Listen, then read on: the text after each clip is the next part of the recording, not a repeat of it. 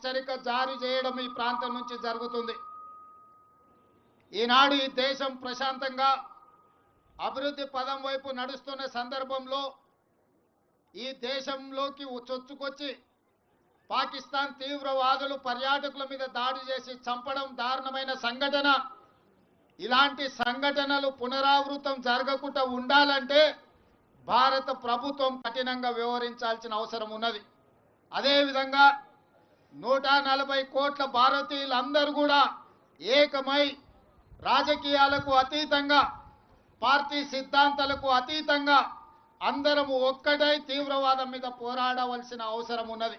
అందుకే ఈనాడు తెలంగాణ రాష్ట్ర ప్రభుత్వం అధికారికంగా ఈ కార్యక్రమాన్ని ఏర్పాటు చేసి అందరినీ ఆహ్వానించి భారత ప్రభుత్వానికి అండగా నిలబడి భారత ప్రభుత్వం చేపట్టే ప్రతి చర్యకు మద్దతుగా నిలబడాలి అని చెప్పి ఈరోజు వేలాది మంది నక్లెస్ రోడ్లోకి వచ్చి భారత ప్రభుత్వానికి మద్దతుగా నిలబడ్డందుకు నేను అందరిని అభినందిస్తున్నా. ఈ దేశ ప్రధానమంత్రి నరేంద్ర మోడీ గారికి విజ్ఞప్తి చేస్తున్నా. ఇది చాలా భావోద్వేగమైన సందర్భం. ఇలాంటి సందర్భంలో మనందరం ఏకమై భారతదేశ సార్వభౌమ అధికారాన్ని కాపాడాల్సిన బాధ్యత మన అందరి మీద ఉన్నది.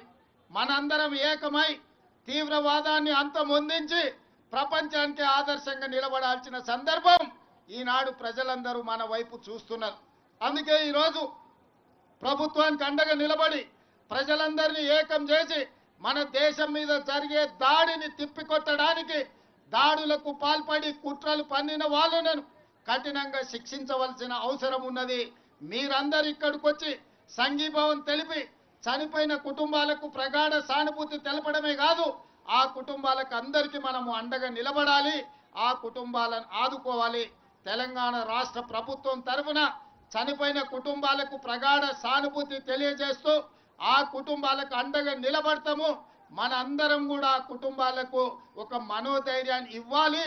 చనిపోయిన వాళ్లకు ఇందులో అమరులైన వాళ్ళ ఆత్మశాంతి చేకూరాలని భగవంతుడి దగ్గర వాళ్ళైతే మంచిగా చల్లగా చూడాలని వాళ్ళ కుటుంబాలను ఈరోజు ఈ కార్యక్రమాన్ని ఏర్పాటు చేయడం జరిగింది. मैं इस मौके पे इस देश प्रधानमंत्री नरेंद्र मोदी जी से एक ही गुजारिश है, ये ऐसे मौके पे जो आतंकवादी अपने देशवासियों के ऊपर हमला किए, ऐसे हमला को हम सब इकट्ठा होकर 140 करोड़ लोग हम सब मिलके मुंह तोड़ जवाब देने का वक्त आए।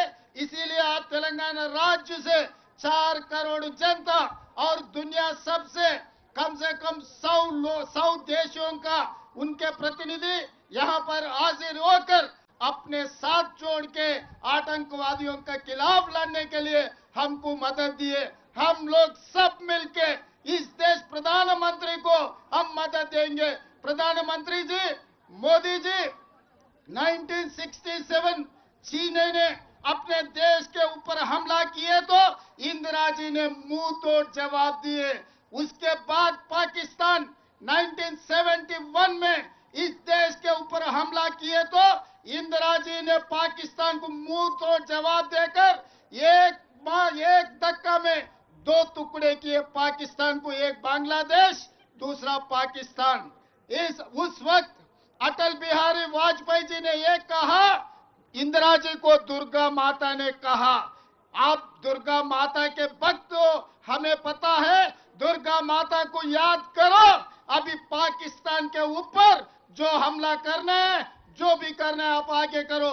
आज पाकिस्तान के खिलाफ कदम उठाना है, समझौता का समय नहीं है, मुंह तोड़ जवाब देना है। इसीलिए आप आगे बढ़ो, हम लोग आपके साथ में रहेंगे।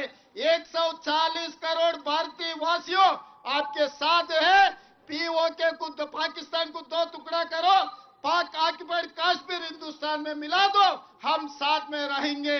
आप दुर्गा माता के भक्त हो ना, इंदिरा जी को याद करो। आज जो मुंह तोड़ जवाब आतंकवादियों को देने के लिए हम लोग यहाँ हैदराबाद शहर में, हम लोग नक्लेस रोड में यहाँ इकट्ठा हो गए, हम आपको मदद देंगे।